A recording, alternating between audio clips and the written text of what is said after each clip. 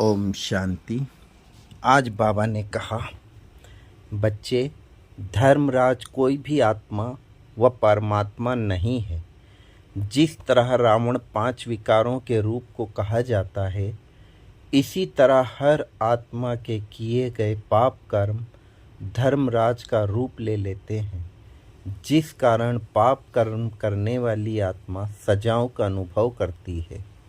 बाप तो सभी बच्चों के लिए हमेशा कल्याणकारी रहता है, चाहे लौकिक हो चाहे अलौकिक। स्वयं द्वारा किए गए पाप कर्म सभी के आगे प्रत्यक्ष होंगे, पहले स्वयं के आगे, फिर अन्य आत्माओं के सामने, जिस कारण वह परमात्मा के सहयोग का फायदा नहीं उठा पाते, अर्थात उनके पाप कर्म ही उनको भगवान से साक्षी कर देते हैं, और जिस कारण उनकी भोगना और बढ़ जाती है। और यह वह आत्माएं होती हैं जो बाप के प्यार के आधार को छोड़ दूसरे आधार पर चलती हैं।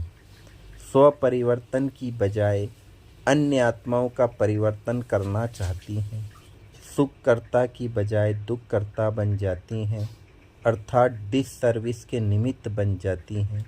यही कर्म उनकी सजाओं के निमित्त बनते हैं, और यह कार्य अब शुरू हो चुका है।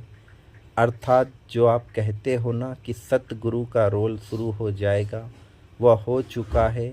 कोई भी कार्य पहले स्लो होता है, फिर जल्द ही वह प्रत्यक्ष रूप में दिखने लगता है। अष्टरत्न, 100 रत्न अर्थात सभी माला के दाने स्वयं के पुरुषार्थ अनुसार स्वयं ही प्रत्यक्ष होते हैं, जो कि सभी आत्माओं को मान्य होते हैं।